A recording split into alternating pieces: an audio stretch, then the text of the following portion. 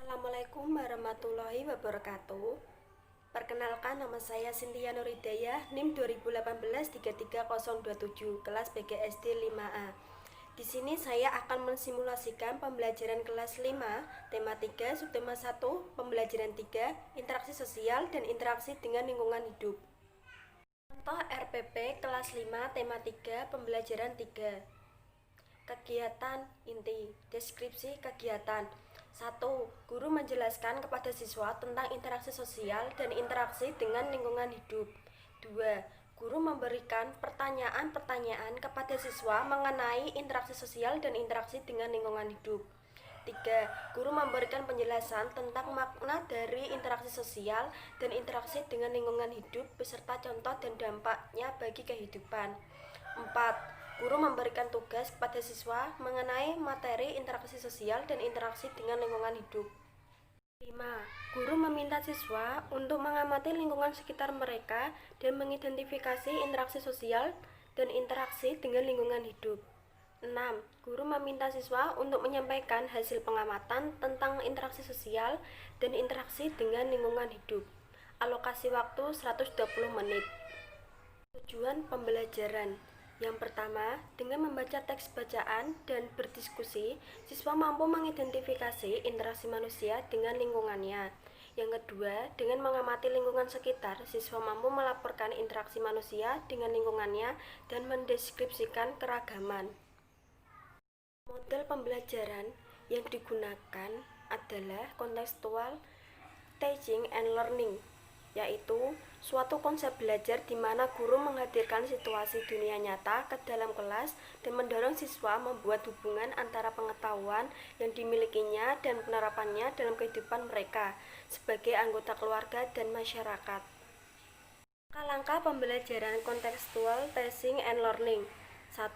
Siswa bekerja dalam kelompok menyelesaikan permasalahan yang diajukan guru. Guru berkeliling untuk memandu proses penyelesaian permasalahan. 2. Siswa wakil kelompok mempresentasikan hasil penyelesaian dan alasan atas jawaban permasalahan yang diajukan guru. 3. Siswa dalam kelompok menyelesaikan lembar kerja yang diajukan guru. Guru berkeliling untuk mengamati, memotivasi, dan memfasilitasi kerjasama. 4. Siswa wakil kelompok mempresentasikan hasil kerja kelompok dan kelompok yang lain menanggapi hasil kerja kelompok yang mendapat tugas. 5. Dengan mengacu pada jawaban siswa, melalui tanya jawab, guru dan siswa membahas cara penyelesaian masalah yang tepat. 6. Guru mengadakan refleksi dengan menanyakan kepada siswa tentang hal-hal yang dirasakan siswa, materi yang belum dipahami dengan baik, kesan dan pesan selama mengikuti pembelajaran. Metode pembelajaran.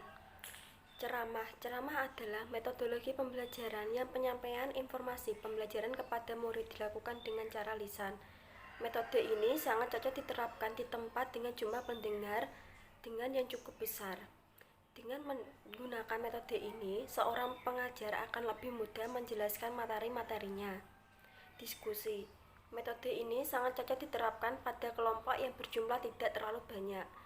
Metode diskusi ini lebih mengutamakan interaksi yang terjadi antar individu serta untuk merangsang daya pikir pada setiap peserta diskusi. Tanya jawab. Metode ini cara untuk menyampaikan pelajaran sekolah dengan cara seorang guru memberikan pertanyaan kepada muridnya. Selain itu, metode ini dilakukan untuk melihat sejauh mana pemahaman murid terhadap materi-materi yang disampaikan oleh guru. Assalamualaikum warahmatullahi wabarakatuh. Selamat pagi anak-anak. Bagaimana kabar kalian hari ini? Semoga sehat selalu ya dan semangat untuk belajar.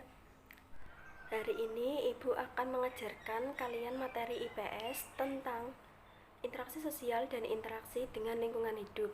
Silahkan kalian siapkan alat tulis kalian. Sebelum pelajaran dimulai, kita berdoa terlebih dahulu ya. Berdoa dimulai.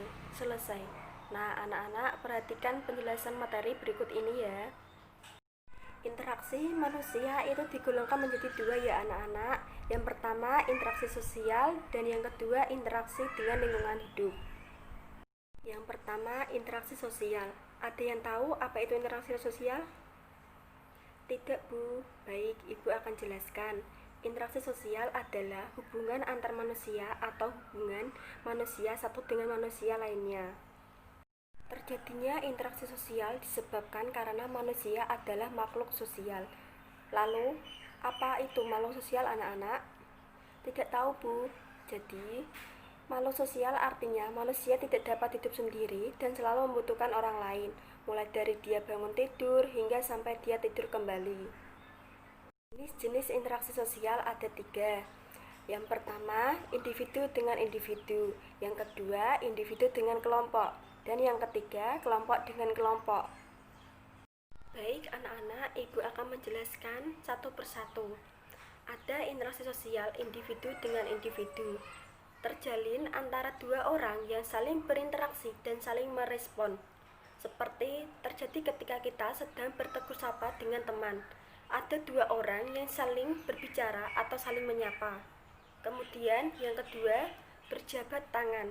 Dalam interaksi berjabat tangan dibutuhkan 2 orang, 1 orang dengan 1 orang lainnya. Selanjutnya, ada seorang dokter yang sedang memeriksa pasien. Interaksi sosial individu dengan kelompok, yaitu interaksi antara 1 orang dengan banyak orang. Ada guru yang menjelaskan materi pada seluruh muridnya di depan kelas. 1 orang guru berhadapan dengan kelompok murid. 2. Seorang ustadz yang sedang berceramah di depan para jamaahnya. Yang ketiga, pembina upacara yang menyampaikan amanah upacara kepada peserta upacara. Interaksi sosial kelompok dengan kelompok, yaitu terjadi ketika suatu kelompok melakukan kontak dengan kelompok sosial lain. Seperti ada 2 tim olahraga yang sedang bertanding atau lawan tim, 2 tim sepak bola yang saling bertanding. Diskusi antar kelompok, siswa yang sedang berdiskusi tentang materi, pertunjukan kelompok marching band di depan para penontonnya. Nah, anak-anak, tadi kan interaksi manusia digolongkan menjadi 2, yaitu ada interaksi sosial dan interaksi dengan lingkungan hidup. Ibu tadi sudah menjelaskan tentang materi interaksi sosial. Sekarang Ibu akan menjelaskan tentang materi interaksi dengan lingkungan hidup. Yang kedua, interaksi dengan lingkungan hidup. Ada yang tahu apa itu interaksi dengan lingkungan hidup? Tidak, Bu. Baik, interaksi dengan lingkungan merupakan interaksi manusia dengan lingkungan alam yang terbentuk secara alamiah. Interaksi dengan lingkungan hidup atau alam. Contohnya, petani teh yang sedang panen atau petani yang sedang mengolah lahan pertaniannya. Kemudian, yang kedua, ada nelayan yang sedang mencari ikan di laut. Nelayan tersebut berhubungan dengan alam untuk memperoleh hasil dari bumi. Yang ketiga, masyarakat mengambil kayu hasil hutan yang kemudian dimanfaatkan sebagai kayu bakar, membuat perabotan atau bahan-bahan lainnya. Baik anak-anak, itu tadi penjelasan materi tentang interaksi sosial dan interaksi dengan lingkungan hidup.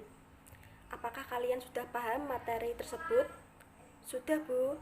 Apakah ada yang ditanyakan anak-anak? Tidak, Bu. Ibu mempunyai video tentang interaksi sosial masyarakat desa.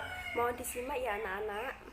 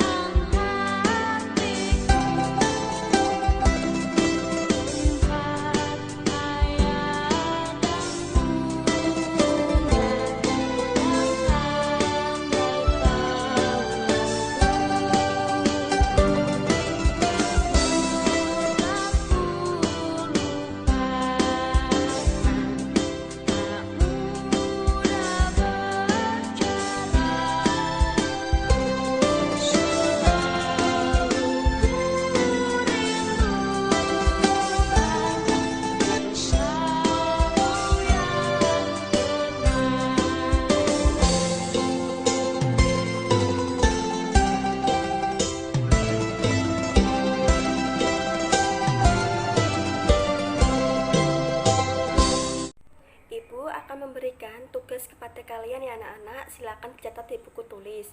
Soal yang pertama, mengapa manusia perlu berinteraksi dengan lingkungan? Jelaskan pendapatmu. Yang kedua, apa hal utama yang mendasari adanya interaksi sosial?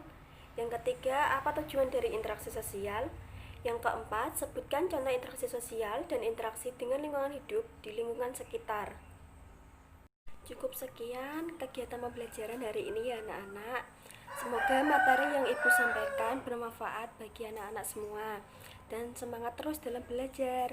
Wassalamualaikum warahmatullahi wabarakatuh.